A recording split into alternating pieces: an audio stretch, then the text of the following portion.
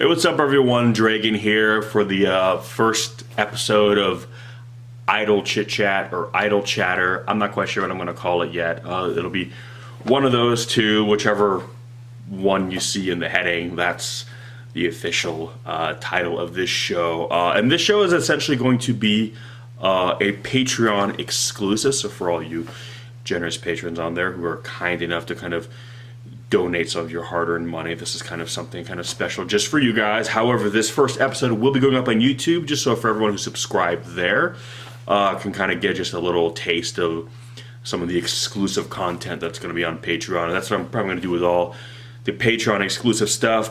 You know, drop the first episode on YouTube just so people can kind of get a sense of what's going to be on there to see if it's worth their time and money. And basically with this show, what I wanted to do with it, kind of keep it more casual.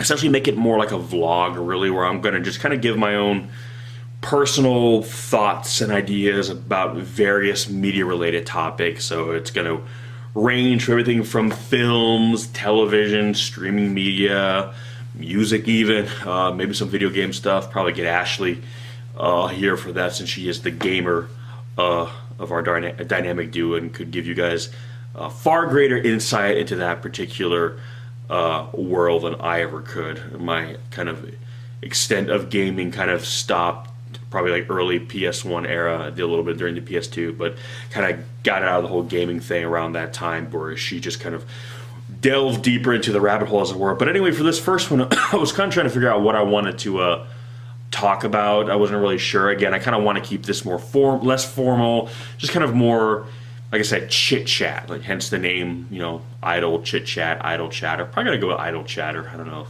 kind of rolls off the tongue a little bit easier. And I was kind of figuring out what I wanted to do for this one. You know, I have different ideas at any given moment. I have all kinds of thoughts and internal monologues about, you know, various things that I see in the pop culture ether. And recently we just saw the teaser trailer for the upcoming live action adaptation of The Lion King. And we were watching it, and today I was kind of, I was starting my day, and I was making coffee, and I was just kind of, you know, sometimes I talk to myself, you know, just because I'm insane like that, I guess. And I was just kind of having this discussion with myself, essentially, you know, about the trailer, and kind of, you know, hearkening back to a time where, you know, talking animal movies were kind of a big deal, and you always had kind of two kinds of talking animal movies. You had kind of the anthropomorphic one, which was essentially your Ninja Turtles, your Street Sharks, your Adventures in Dinosaur City. For any of you guys who maybe know about that movie, it's a personal favorite of mine, but a bit more on the obscure side. On the very obscure side, actually.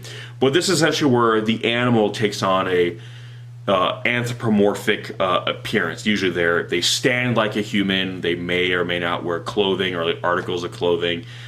So the general silhouette is like that of a human, but with the attributes of the animal in question. So with the Ninja Turtles, they're turtles that, you know, stand on two legs, have arms and limbs like a human. Same thing with Adventures in Dinosaur City. Same kind of thing with like Street Sharks, that kind of thing.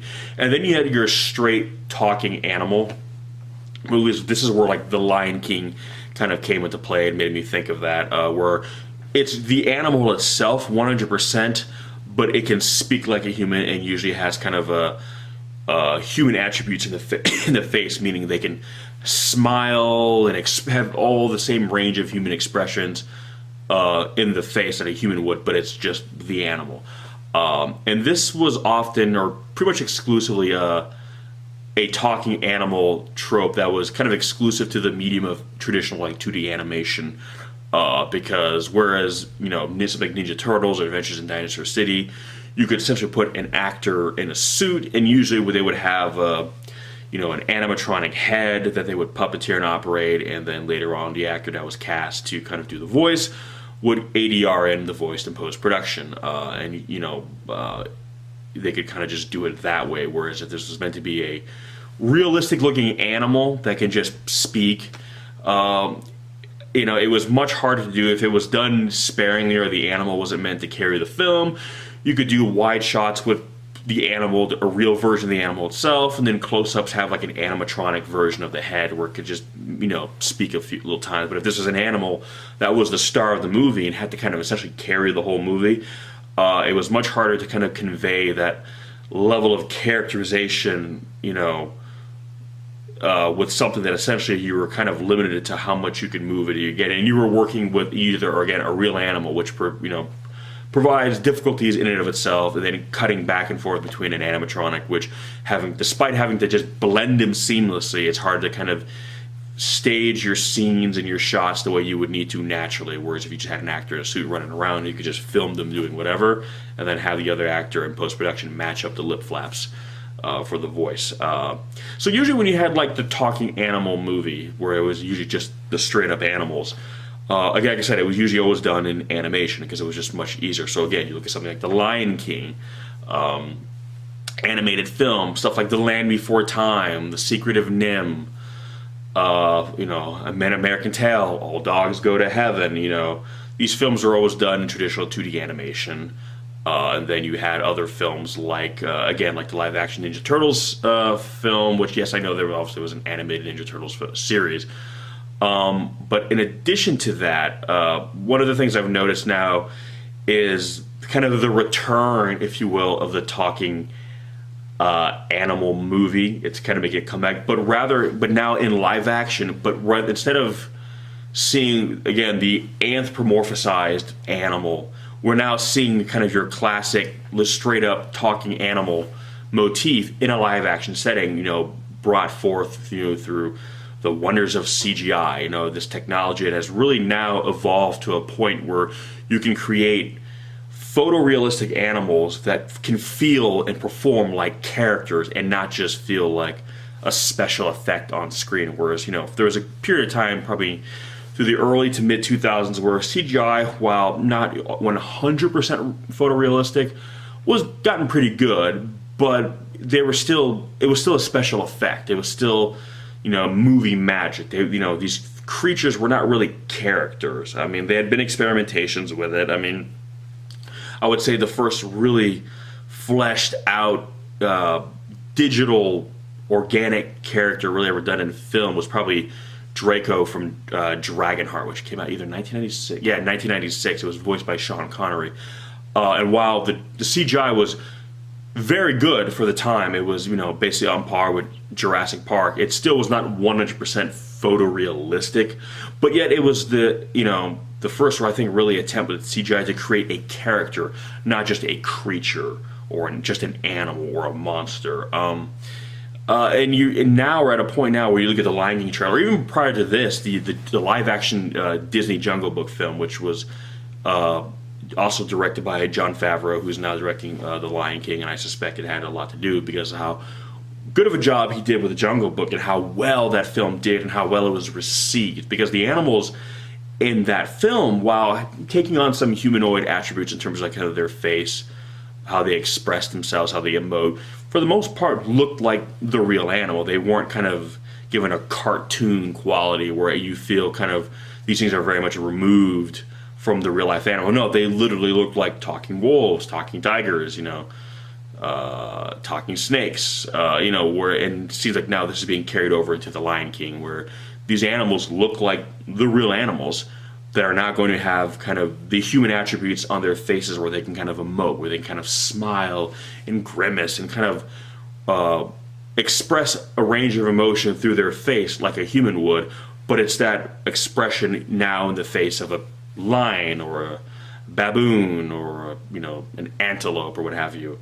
And it's interesting now we've got to a point where these two worlds have kind of been blended together, and it's interesting because I wonder, had this technology existed much sooner to this degree of sophistication, would we have seen less of the upright, we wear clothes, anthropomorphic animal talking movies and more of these kinds of films, live action? Because now we can do that. And for a lot of people, I think back then they felt that if you wanted to do a live action movie with talking animals, you kind of had to go the more anthropomorphic route because it was just going to be too difficult switching back and forth between a real life animal, assuming you were even basing your talking animal off of real life one, where something like Adventures in Dinosaur City, there unfortunately no more non-avian dinosaurs in the world, sadly enough. So you couldn't even use a real life dinosaur. So you were automatically bound to some kind of special effect, a practical effect. So either you're going to build like this big animatronic dinosaur, or you're going to have to basically just put a man in a suit, which meant an anthropomorphic representation of that dinosaur. Again, going the Ninja Turtles route. So it became apparent, and now we're seeing a return to that. But again, now we're seeing films that would have traditionally been more in animation, 2D, or even now in modern time more 3D animation, but now being able to be done in live action, which is something that's very interesting. So not surprising. Okay, Disney, they had a lot of success. They're right now, they seem like they're adapting all their animated titles and putting them in live action. They've done a few Disney princess movies. They had a lot of success with The Jungle Book. Beauty and the Beast did very well. Now they're doing this with The Lion King. They are doing Aladdin as well. So it seems like this is kind of the path Disney's taking right now, doing kind of these live action adaptations of their films of kind of classic, animated films. But it seems like, the talking animal movies are doing, pretty good. Because again, we're now able to see that kind of motif represented in a very realistic fashion without sacrificing the characterization of these animal characters that we love so much from the animated films. Which, and in true Hollywood fashion, when one studio does something and has a considerable amount of success with it, it's not long before the other guys start kind of trying to do the same thing. And that's fine, because at the end of the day, this is show business. And I think what a lot of people forget with show business is that, they get so hung up on the show that they forget about the business. And then when somebody else tries to do it, they say, oh, you're just copying them. Well, yeah, that's the name of the game. First and foremost, these studios are trying to make money. That's how they stay afloat. That's how they stay in business. And that's how they're able to keep kind of making the entertainment that you and I love so much. So if they see a studio try something out and have a large amount of monetary success with it, they're going to think, okay, let's do that. So obviously Disney owns Disney products, owns Disney films, so another studio can't adapt a Disney property into a live action feature. But with that said, in the late 70s, there was a man by the name of Don Bluth, who was one of, if not the main animator over at Disney, who late 70s left the studio due to kind of artistic disagreements, kind of didn't really like the direction the studio was going, had certain issues, and took a few of the key animators with him and started his own company, where he produced his first animated film, The Secret of Nim. Now, this film, while not kind of blowing up super successful, it wasn't like, a box office, firestorm of money. It has developed very much a cult following, and a big part of that was the fact that it was a very adult-oriented film. I know he had pitched it to Disney, and Disney turned it down because it was too dark. I don't know if they maybe had tried to come to an agreement with him saying, hey, if we can kind of water this down a lot and make it more kid-oriented, maybe we'll do it. And Don Bluth was maybe like, no, it needs to be this kind of story, and Disney didn't fit Disney's model. So he was one of the first things he produced. But right off the bat, he has a very distinctive style, and you can tell that it's Don Bluth's style. Don Bluth has a much kind of darker, almost slightly gothic aesthetic to the way he animates things. I've always said you rarely see blue skies in a Don Bluth film. It almost has kind of this weird hyperbolic quality to it, where it's not uncommon to see like blood red skies and different kinds of hues, and everything has a darker, almost sometimes a menacing feel, but in a very beautiful way. And so it's animated similar to the way older Disney films are animated, but the aesthetic is kind of a darker kind of feel to which, for a kid who grew up watching like Aliens and John Carpenter's The Thing, what have you, that was right up my alley. But being a kid of like kind of the late 80s and the 90s, I was there during the kind of what they call the Disney Renaissance, is when Disney kind of came out of its slump with like The Little Mermaid and started doing films like The Little Mermaid, Beauty and the Beast, Aladdin, and The Lion King, that incorporated more music, and it kind of brought them back to the forefront of animation. But during that bit of that slump, or even the rise, Don Bluth was kind of like the other Disney, and produced a lot of films that unfortunately I feel now, because of that new rise of Disney, kind of not have been forgotten, but kind of been overshadowed to some degree. But if you were a kid growing up during that time period, movies like An American Tail, and more specifically The Land Before Time, were massive, massive films, and were right up there with, the Disney films of that time. Every kid in my neighborhood loved An American Tail. And The Land Before Time was Lion King before The Lion King. I mean, I enjoyed The Lion King, don't get me wrong, but I remember everyone talks about that sad scene where Mufasa dies, in the wildebeest, stampede that Scar and the hyenas started. Spoilers. Before that, in the late 80s, we had the most heart-wrenching, saddest, most depressing, most, just rivers of tears flowing from my eyes, saying where Littlefoot's mother, after battling the Sharptooth, dies, and she has that final moment. And you see like the thunder rumbling. It's this quiet moment where she's telling Littlefoot, to go on, to be strong, and then Littlefoot telling you that she'll always be with him. Then you hear Littlefoot call out to mother, no response. Mother, no response. Fades out. And it was when I remember being a kid and just feeling my heart just kind of crawl up out of my chest, up and out of my mouth, come out, land in my lap, and just wither and die in my lap. It was the most heartbreaking scene. So when people talk about Mufasa, I'm like, no, that's nothing. When Littlefoot's mom died, that was the most heart-wrenching moment of a collective youth's childhood. Right there. But during that time period, that was, a huge film, and there have been a number of sequels, since then, but that original Don Bluth classic is very much just that, a classic, and really was pushing, 2D animation to to its limit of what it could be done with it. And, and for a while there, him and Disney were kind of neck in terms of kind of the quality animation you were seeing. They both had a distinct visual style. Disney was much more brighter and colorful, whereas Don Bluth was, had a bit of a darker quality, a bit more of an edge to him. But these were studios that were producing films that were both very much, at the forefront of animation and, kind of shaping our childhood, so to speak. And it really wasn't until I think The Lion King came out. I mean, again, Little Mermaid did very well, Beauty and the Beast did very well, Aladdin did very well, but The Lion King was such a monstrous hit. I mean, that was considered probably out of, to this day, it's still considered one of the greatest Disney animated films. I would even say that when you talk about Disney animated films, The Lion King is in the top 3. It's just that big of a deal of a movie, and that just skyrocketed Disney, I think, past Don Bluth, and unfortunately, after that point, Don Bluth, while continuing to make films, and good films, none of them quite had the same success as, some of the earlier films he had done, and nothing came close to matching The Lion King. I mean, that really just solidified Disney's,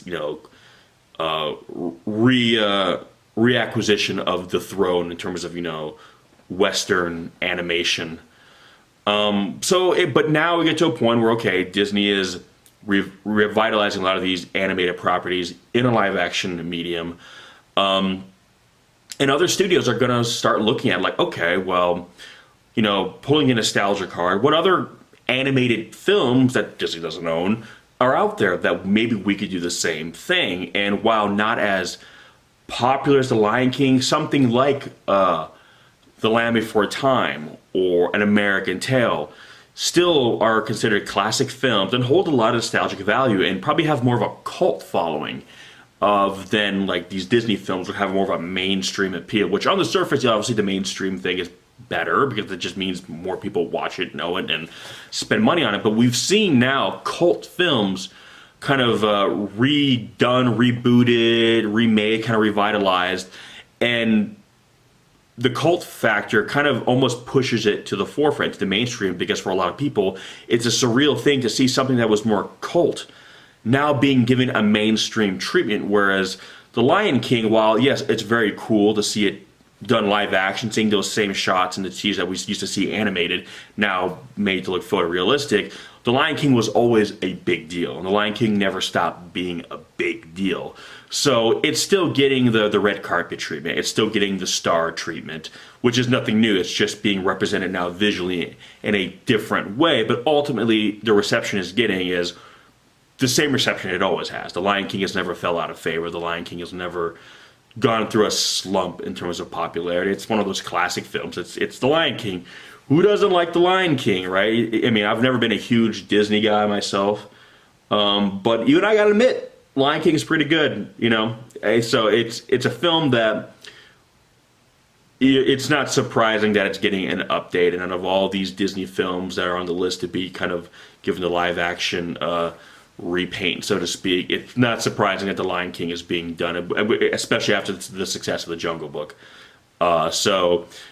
But other studios, like for instance Universal, which if last I checked, they still own the rights to Land Before Time, are going to start looking like, okay, well, what do we have in our repertoire of films? Well, while maybe not as iconic as Lion King, people still remember The Land Before Time. A lot of people still remember Littlefoot, Ducky, Petrie, Spike, Sarah, the Sharptooth, you know? Certainly I do. And, you know, Universal has had an enormous amount of success with the Jurassic World franchise, which is either, you know, its own series or, you know, continuation of the Jurassic Park franchise. But these movies have done exceptionally well, have made ridiculous amounts of money at the box office. So right now, dinosaurs are a hot property. And because of Disney, it seems like talking animal movies are a hot property. Well, what does Universal own the rights to? A film with talking dinosaurs. So, you know, you look at something like that and you realize that it might not be too far off on the horizon before we start seeing, you know, a live action adaptation of The Land Before Time, a live action adaptation of An American Tale, and who knows, maybe even a live action adaptation of The Secret of NIMH. While that film maybe didn't do gangbusters at the box office, you know, when it came out, given that in those days, you know, animation in the West was still geared more for children. If you look at places like Japan, anime, there was plenty of anime that was, you know, animated, you know, entertainment that was geared for adults. So over there, that kind of thing was not unheard of. Whereas in the West, the fact that you had an animated film that was more adult was kind of a bit of an oxymoron. So a lot of studios didn't really know how to market it. So surprise, surprise, it didn't do quite as well. Whereas, you know, today there's a lot of animated stuff now in the West that is geared towards adults, as well as doing it in a live action setting might now kind of make it seem less confusing to audiences. If you see kind of the visual components that made it, The Secret of NIMH made it more mature, made it more for a mature audience, but you're seeing that in live action, it feels like it makes more sense. You know, you're seeing that kind of, you know, more graphic material in live action. It's not going to seem as jarring. Whereas if you maybe saw it in an animated film. So something that maybe didn't do so great back in its day is something like The Secret of NIMH, while having a bit of a cult following, having some of that name brand recognition in terms of the name, might now do really well as a live action film when you consider how well they can do these films now using CGI. Something like The Land Before Time, if they take the same approach that they're doing with The Lion King, where they make the animals look photorealistic, they make them look like the real animal as opposed to kind of a cartoon version of it, you could tell a very compelling story. And I think something like The Land Before Time would actually do very well because there's enough people who remember The Land Before Time, but it kind of has been overshadowed over the years by other films. But it's almost, I think, because of that, it actually might work to its advantage because now it's really nostalgic and it's kind of more in the back of your mind. So when you see something that forces you to kind of do a deep dive into kind of nostalgia and really pull deep, you might be like, yeah, The Land Before Time, you remember, yeah. That was an awesome movie. Where something like The Lion King, it's an awesome movie, but no one ever kind of forgot that it was an awesome movie. Because again, The Lion King has always been more in the forefront in terms of popularity when it comes to Disney and animated property. So it's not as much of a deep dive, so it's not as much of a surprise.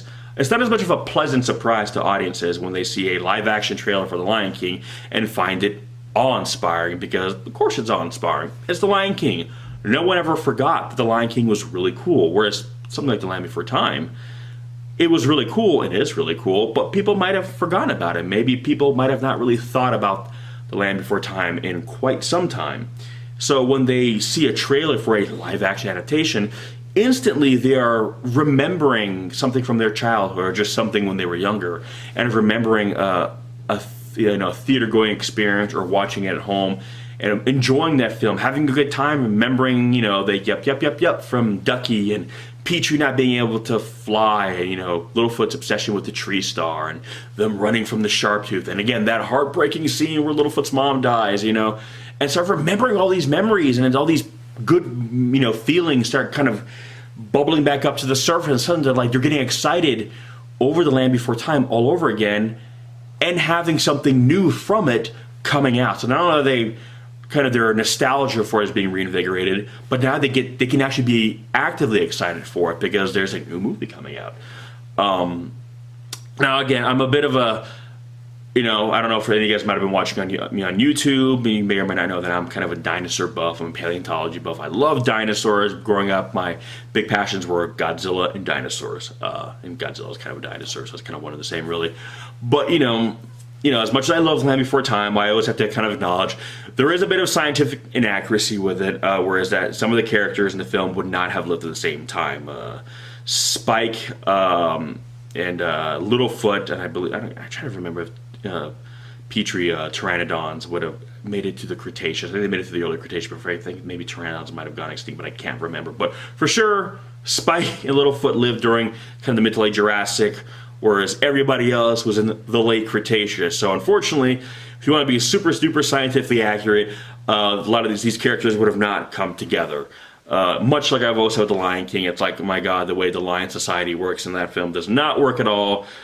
Simba and Nyla would have been brother and sister. The minute Scar took over the pride, he would have killed all the other cubs and offspring to put the females back in heat. And lions and hyenas would have never worked together. But, I almost look at like The Land Before Time and The Lion King. It's almost a bit like a fantasy in the sense that it's kind of like an alt world. It's like our world, but it's a little bit different. The Mesozoic era that we see in The Land Before Time is maybe kind of from a bit of an alternate version of our world, where for whatever reason in that version, the environmental factors that drove Apatosaurus, aka Brontosaurus, and Stegosaurus, Spike, to extinction maybe didn't quite take place and allow their two species to kind of survive up through the late Cretaceous, that kind of thing. And the lions society evolved differently in this version of the world than Africa, and they are the way they are now. So I look at them less as supposed to be like, oh, this is supposed to be happening in our world, or have happened in our world, and more of a bit like a fantasy where this is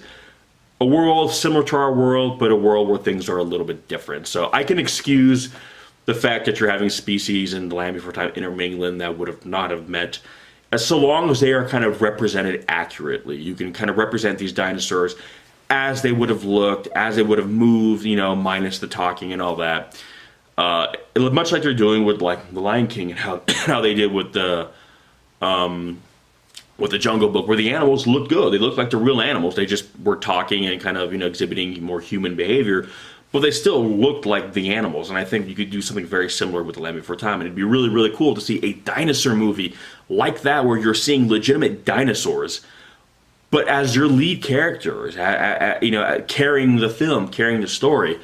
And again, much how like Don Bluth was kind of like the alternative to Disney, with all these now live action adaptations of Disney properties, I think other studios are going to be looking to get in on that and kind of do the same thing, do the alternative to Disney. And well, if Don Bluth was the animated alternative to Disney in the 80s and 90s, well, in this age of live action, remakes, Don Bluth's properties could kind of be the same thing all over again. Okay, well, you have your Lion King from Disney. Well, these guys are making, The Land Before Time. You have your Aladdins from Disney. Well, you have An American Tail. You have, another live action Disney adaptation. They're doing Milan, for instance. I know, well, you have your Secret of Nim. And plenty of other things, too, that could be adapted. Things that were once in the realm of animation being adapted now into the world of live action via modern day, digital effects. So it's an interesting time that we live in, and it's an interesting time because what was once old is now new again. And these films that kind of really, pushed traditional animation, to the nth degree, that really pushed the medium in terms of what you could do in 2D animation.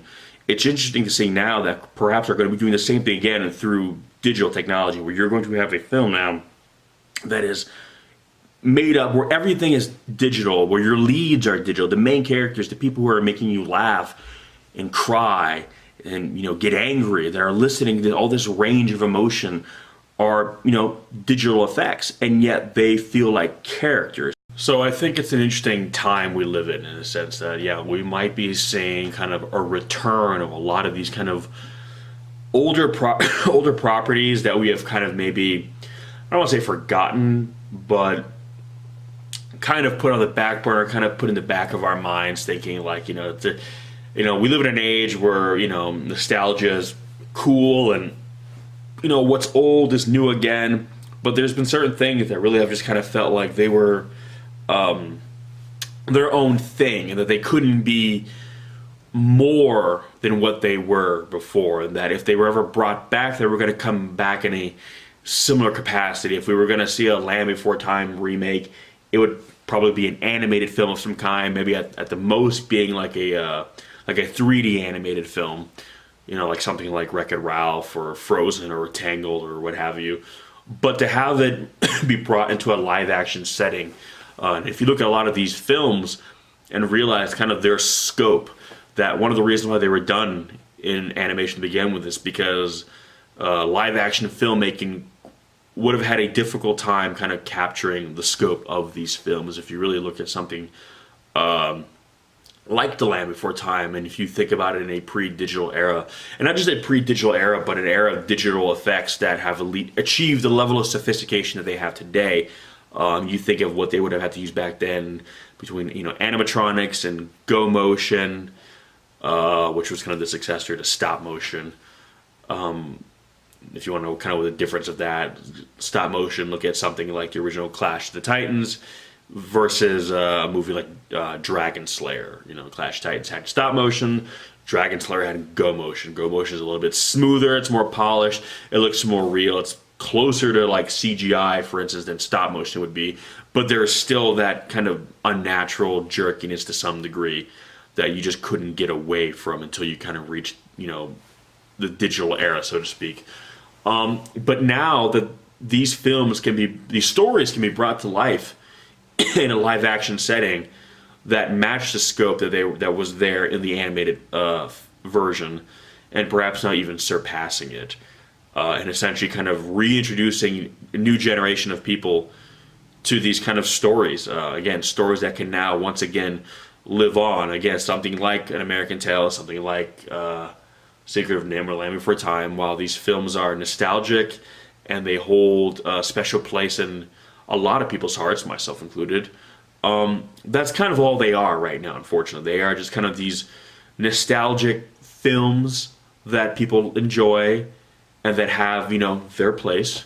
And that's really it. But to be brought into like a modern day cinematic landscape using the most advanced modern day filmmaking techniques in terms of visual effects, what have you, and suddenly these films would be now put into like a mainstream setting that they only briefly got to enjoy once upon a time before being overshadowed by more illustrious films within the medium, that kind of overshadowed them and kind of left them behind a little bit. Again, Disney, a lot of their animated films never really suffered this because it's Disney, and Disney as a company has been kind of this ever-growing juggernaut. Disney is now larger and more successful and more lucrative and more powerful than it has ever been at any point in its history, buying up numerous properties and studios to the point now where pretty much everything is Disney. But there are still some holdouts, and in these studios that are holding out, these studios that are not owned by Disney, are going to look to kind of cash in on what Disney's doing, letting Disney kind of be the trailblazer and assume any of the financial risks, because they have so much money at their disposal that they can afford to take a risk and have that risk fail miserably and still be okay, because they're making so much money from here and there that they can take a few hits. Meanwhile, a studio that maybe couldn't be as adventurous in terms of trying something new out can let a studio like Disney that is do kind of the R&D, if or kind of do the field test for them, and if it succeeds, okay, we know that that model works. how can we do that? And if it fails, they know that, okay, well, whatever we're going to do next, it's not going to be that. So I think that's what a lot of studios are doing with Disney now. Studios that are owned by Disney, they are watching what Disney does. They're studying them closely. They're watching their business model. They're seeing what works and why it works and how it works. And from there, they're going to look at their own catalog, or at the very least, they're going to see, what licenses they can buy, to do the same thing with. So like I said, I'm pretty sure Universal still owns The Land Before Time, so they could be sitting on a potential nostalgic gold mine right there, because while The Land Before Time isn't quite as nostalgic as a whole as something like The Lion King, one would argue that The Jungle Book, while a classic Disney film prior to the live action film, I never really heard a lot of people talking about The Jungle Book. I mean, it just wasn't really on the forefront of a lot of people's minds, whereas when you mention The Lion King, it's The Lion King. Everybody loves The Lion King, and The Lion King never really dipped in popularity. Not to say that The Jungle Book did, but The Jungle Book, I don't think, held the same importance and kind of pop culture history as The Lion King, despite it being from a Kipling novel, and I know that the Disney version was a kind of a different telling of the classic story. But in terms of Disney classic films,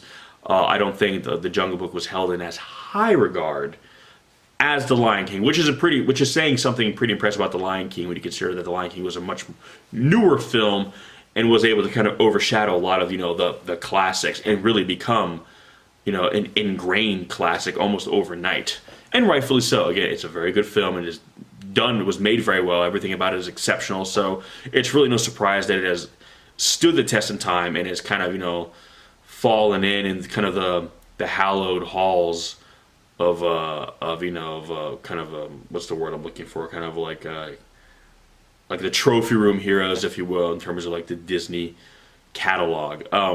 So yeah, that's pretty much gonna kind of do it for this one. Like I said, I just want to kind of keep this casual, just kind of more conversational, really just kind of give you more of my thoughts, because as a purveyor of entertainment media, like all of you, I'm sure I have my own thoughts and opinions. I think about stuff, I question stuff, I wonder what's to come. I wonder, if one thing does well, is it going to mean something else is going to come along similar? And naturally, I start thinking, well, things that I like from this particular medium, what I would like to see. So when I see, traditional 2D animated films being adapted into live action films today, naturally I start thinking to myself, which ones would I would like to see? And obviously right now, movies like The Lion King, Aladdin, these are big fan favorites. These are films that have done very well and that are kind of beloved by millions the world over. And even if they're not necessarily my favorites, I'm not surprised that these are the ones that are kind of kicking this off, because if there were any films that would, that could earn an audience's trust enough to get them to go to the movie theater to, check it out to see if this is going to work, it's going to be a lot of these Disney classics. Especially films from like the Disney Renaissance, what they call, again, from like Little Mermaid on. But with that said, obviously there were, other animated films from that era that were not Disney films that I really, really enjoyed, that I would think that, okay, if Disney's having a lot of success doing this, someone else is bound to give it a try. So, that's kind of my wish list, of films I would like to see kind of adapted in that way. Kind of the Don Bluth classics, the alternative to Disney, if you will, that was very much that for us growing up in that time period. The late 80s and early 90s, Don Bluth was, he made movies that were really kind of household names for us, and movies that we as kids watched and really, really enjoyed, and, and kind of feel like while Disney has kind of continued to move forward and, has kind of, their films have been continued to be remembered, it feels like a lot of these Don Bluth films have kind of been, again, not forgotten, but just kind of faded into the background. And as someone who grew up on these films, really enjoy these films, I would hope that maybe if they were given kind of this live action treatment, that they would be once again brought back into the light and brought back into kind of the forefront of the conversation when it comes to kind of these classic animated films. But anyway, that's going to do it for this one. Just want to give some of my thoughts. So like I said, for those of you guys who are watching this on YouTube, if you liked it and you would like to see more, come on over to Patreon. Again, we don't really do tiers on Patreon. We're just basically saying, hey, whatever you can donate, just $1, just again helps us out and helps us kind of keep doing all this and keep this going, being able to, spend more time here doing it for all of you guys, so you can look forward to more content like this and kind of just more kind of shows where we kind of give our thoughts, kind of give our discussions. We might do some reaction videos that are kind of unique here to Patreon. I know we're kind of, she and I are kind of discussing different things we can kind of do exclusive here. But for sure, this show will be a Patreon exclusive. So again, if you like it, come on over to Patreon. Show us lend us some of your support, and we'll keep this going and keep it doing for you guys, because we have a blast doing it, and we hope you guys enjoy watching it. So thank you so much for watching, guys, and I'll catch you in the next one. Peace.